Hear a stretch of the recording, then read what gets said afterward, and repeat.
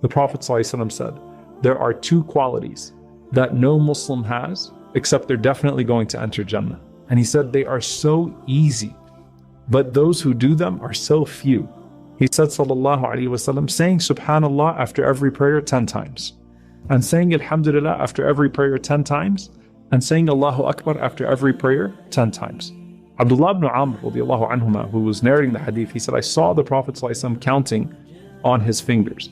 And he said, if you do that, that's 150 phrases on the tongue and 1,500 deeds on the scale, on the mizan.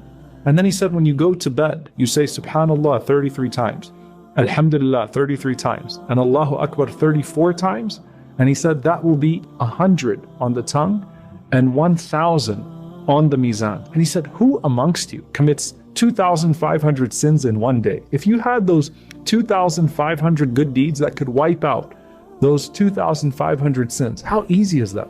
So the Sahaba said, Ya Rasulullah, how come so few of us do it? How do we miss that? And the Prophet ﷺ said that shaitan comes to you while you are praying, and he reminds you about things that you've forgotten, and he reminds you about things that are coming up.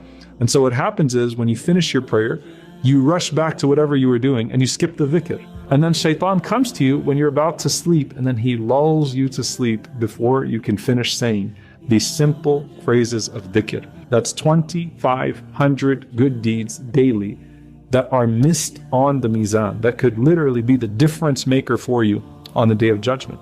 And the shaitan really doesn't want you to say these simple phrases because he knows the major impact this has on your scales on that day. But greater than anything that you say is what you do. And what you do regularly is who you actually are.